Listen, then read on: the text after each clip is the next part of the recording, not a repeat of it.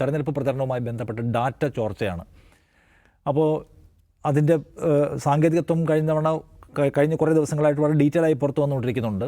അതായത് സർക്കാർ ഉദ്യോഗസ്ഥരുടെ ഈ പറയുന്ന പെൻഷൻ, ശമ്പളം, മറ്റ് HR ആക്ടിവിറ്റീസ്, അതിനെല്ലാം വേണ്ടിയിട്ട് അവരുടെ പേഴ്സണൽ കോൺടാക്ട് നമ്പറെല്ലാം സർക്കാരിൻ്റെ സ്പാർക്ക് എന്ന് പറയുന്ന ഏർപ്പാടിനകത്ത് അപ്ഡേറ്റ് ചെയ്യണം. അത് അവരുടെ അത്രയും ജോലി സംബന്ധമായ കാര്യങ്ങൾക്ക് വേണ്ടി മാത്രമാണ്. പക്ഷേ അതെല്ലാം എടുത്തിട്ട് PRD മുഖ്യമന്ത്രിയുടെ പേരിൽ എല്ലാവർക്കും പേഴ്സണൽ മെസ്സേജുകൾ അയക്കുന്നു രാഷ്ട്രീയ ലക്ഷ്യത്തോടെ എന്ന വിമർശനം കഴിഞ്ഞ ദിവസം പുറത്തു വന്നു.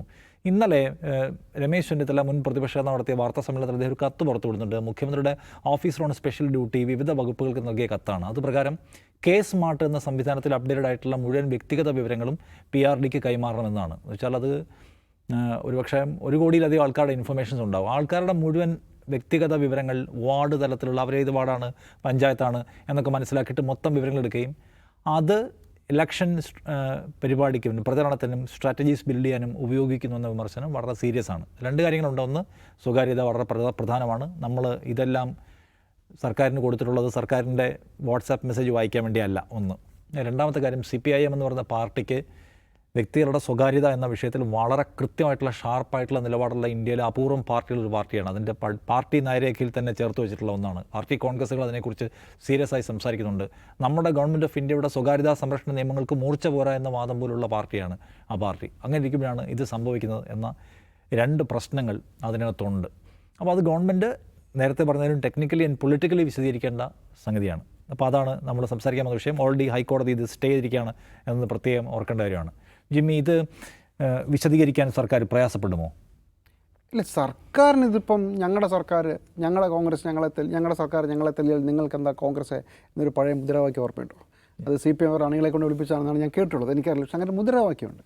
അത് ഞങ്ങളുടെ സർക്കാരാണ്, ഞങ്ങളുടെ സർക്കാർ ഞങ്ങളെ വിവരം വിളിച്ചു വെച്ചാൽ നിങ്ങൾക്ക് എന്താ കുഴപ്പം എന്ന മട്ടിൽ വളരെ ബാലിശമായ വിഷയത്തെ ഇവിടുത്തെ സർക്കാർ കൈകാര്യം ചെയ്യുകയാണ്. പക്ഷേ നേരത്തെ നിങ്ങൾ പറഞ്ഞതുപോലെ ഈ സ്വകാര്യത എത്ര ഗൗരവമായ വിഷയമാണെന്നും അതെങ്ങനെയാണ് കണ്ണിലെ കൃഷ്ണമണി പോലെ സൂക്ഷിക്കേണ്ടതെന്നും ഇന്ത്യയിൽ ആകെ ഗൗരവത്തോടെ പറയുന്ന ഒരേ ഒരു സംവിധാനം ഇവിടുത്തെ ഇടതുപക്ഷമാണ്. അതേ ഇടതുപക്ഷമാണ് ഈ പണി കാണിച്ചുകൊണ്ടിരിക്കുന്നത്.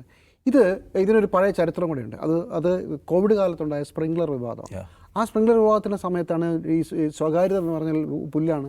മനുഷ്യർ ഇത്ര മരിച്ചുകൊണ്ടിരിക്കുന്ന സമയത്ത് അങ്ങനെ ഒരു ഡേറ്റയൊക്കെ കൈമാറ്റം ചെയ്താൽ എന്താണ് കുഴപ്പം എന്ന് ചോദിച്ച് ഈ CPMൻ്റെ നയങ്ങളെയൊക്കെ തള്ളിക്കളഞ്ഞുകൊണ്ടാണ് അന്നത്തെ പിണറായി വിജയൻ സർക്കാർ മുമ്പോട്ട് പോയത്. എന്നിട്ട് എന്താ സംഭവിച്ചെന്നറിയോ? അന്ന് ഹൈക്കോടതി ഈ സ്പ്രിംഗ്ലറിന് തൽക്കാലം മുന്നോട്ട് പോകാൻ താൽക്കാലിക അനുമതി കൊടുത്തു. പക്ഷേ ചെയ്യാൻ പറ്റില്ല. കാരണം ഇത് വരാൻ പോകുന്ന വലിയ അപകടത്തെക്കുറിച്ച് അപ്പോഴേ മനസ്സിലായി കഴിഞ്ഞിരുന്നു. മാത്രമല്ല, ഇതൊന്നും അത്ര എടിപടിയൊന്നും ചെയ്യാൻ പറ്റുമായിരുന്നില്ല എന്ന് മനസ്സിലാവുകയും സ്പ്രിംഗ്ലറുമായി ബന്ധപ്പെട്ടുള്ള ആ പരിപാടി അവർ നടത്തിയില്ല. അങ്ങനെ ഒരു ബാക്ക് ഹിസ്റ്ററിയുണ്ട്. അന്നേ തന്നെ ഈ ലോകം മുഴുവൻ സ്വകാര്യത ഒരു വലിയ വിഷയമായി കോവിഡ് കാലത്ത് ഉയർന്നു വന്നിരുന്നു എന്നുള്ളതും ഓർക്കണം.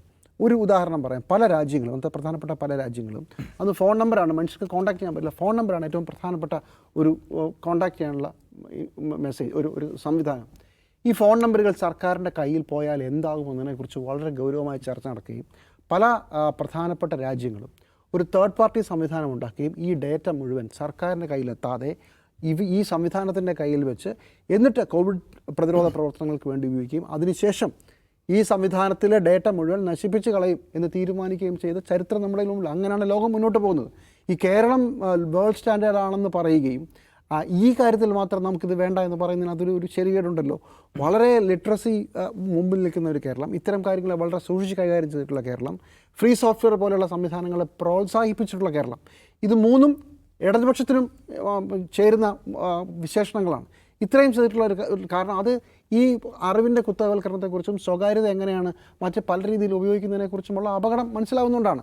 പക്ഷേ ഇലക്ഷൻ വരുമ്പോൾ ഇതെല്ലാം മറന്നുപോകും. നോക്കൂ, അക്ഷയ ഖനിയാണ്. ഒരു ഐഡിയയും കൂടെ സർക്കാരിന് പറഞ്ഞുതരാം. ഇപ്പോൾ KSEBയുടെ കയ്യിൽ നമ്മുടെ എല്ലാവരുടെയും ഫോൺ നമ്പറുണ്ട്.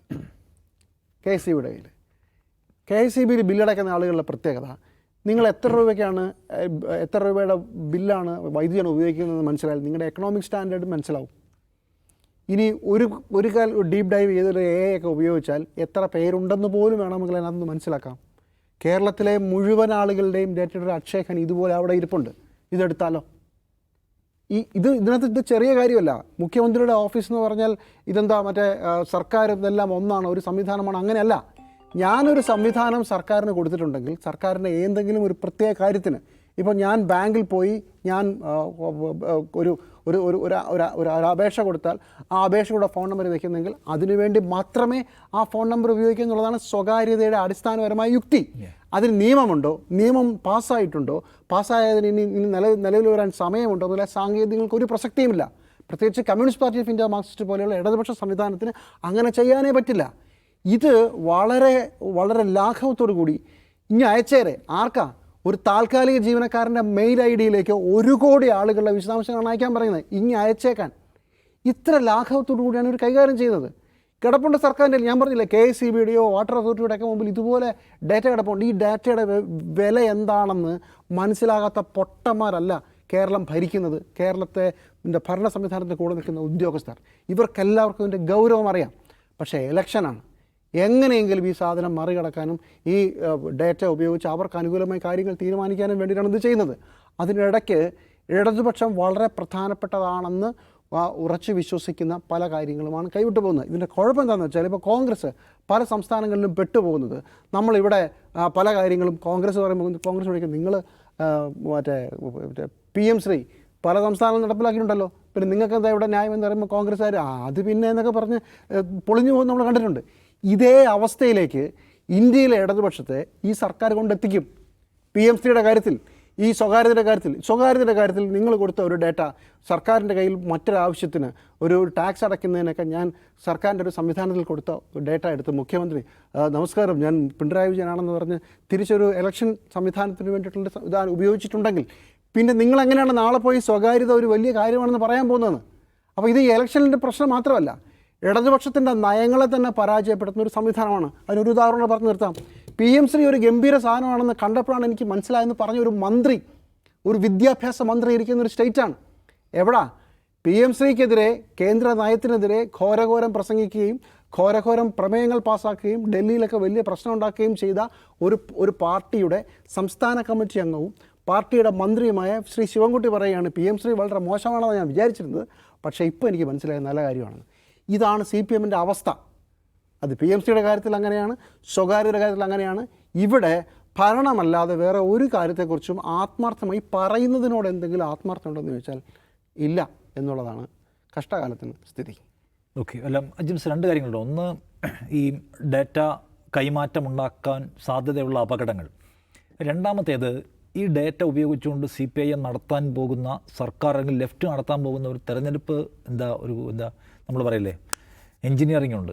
അത് ഈ പ്രതിപക്ഷത്തെ സംബന്ധിച്ച് ഭയങ്കരമായ ഒരു ഹേർഡിലായിരിക്കുമോ? ആദ്യത്തെ ചോദ്യത്തിന് അത് തന്നെ മറുപടി പറയാം. ഇപ്പോൾ 2016 US ഇലക്ഷൻ ഒരു അട്ടിമറിക്കപ്പെട്ട തെരഞ്ഞെടുപ്പാണ് എന്ന ആക്ഷേപം ഉയർന്നിരുന്നു. ഡൊണാൾഡ് ട്രംപ് ആദ്യമായിട്ട് അധികാരത്തിൽ വരുമ്പോൾ അപ്പോൾ അമേരിക്കൻ കോൺഗ്രസ് അതിനെപ്പറ്റി അന്വേഷിക്കാൻ തീരുമാനിച്ചു. അവരന്വേഷണത്തിൽ കണ്ടെത്തിയതാണ് കാംബ്രിഡ്ജ് അനലിറ്റിക്ക എന്നുള്ള ഒരു സ്ഥാപനം, അതും UK ആസ്ഥാനമായുള്ളൊരു സ്ഥാപനം നമ്മുടെ ഇവിടെ ഇറങ്ങിക്കളിച്ചു.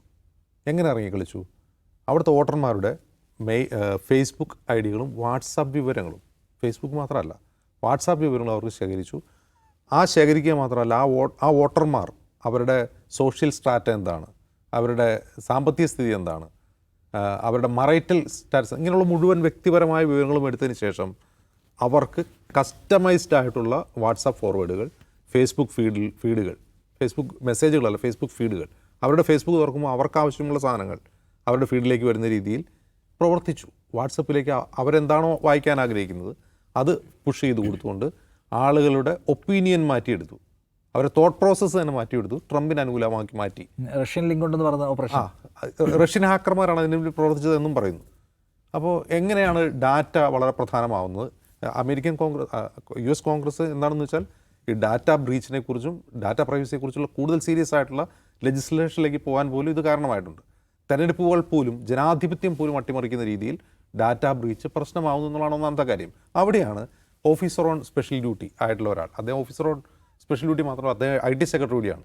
IT സെക്രട്ടറി ആയിരിക്കും, മുഖ്യമന്ത്രിയുടെ വകുപ്പാണത്, OSD കൂടിയാണ് അദ്ദേഹം പറയുകയാണ്, ഒരു കരാർ ജീവനക്കാരൻ്റെ മെയിലിലേക്ക്, ഞാൻ ആ മെയിൽ വായിച്ചിട്ട് അത്ഭുതപ്പെട്ടു പോവുകയാണ്, ഒരു മെയിലിലേക്ക് അതങ്ങ് അയച്ചു കൊടുത്തേക്ക്. അതിൻ്റെ വാല്യൂ എത്രയാണ്? ഈ ഒരു OSD അയക്കുന്ന അങ്ങനെ ഒരു കത്തിന് ഞങ്ങൾ അങ്ങ് എടുത്ത് തന്നേക്കാമെന്ന് പറയുന്ന ഉദ്യോഗസ്ഥരാണ് ഇതിൻ്റെ റിസീവിങ് എൻഡിലിരിക്കുന്നത് ഞാൻ വിചാരിക്കുന്നില്ല. അവരത് കൊടുക്കില്ല എന്നാണ് ഞാൻ കരുതുന്നത്. കുറച്ചെങ്കിലും ഭരണപരമായ പരിചയവും ഭരണഘടനയെ പറ്റിയുള്ള പരിചയമുള്ള ഒരു ഉദ്യോഗസ്ഥൻ അത് ചെയ്യില്ല ആ ഒരു കത്ത് കണ്ടിട്ട്. പക്ഷേ മറ്റു വിവരങ്ങൾ പോയി, ജീവനക്കാരുടെ വിവരങ്ങൾ സ്പാർക്കിൽ നിന്ന് പോയിട്ടുണ്ട്.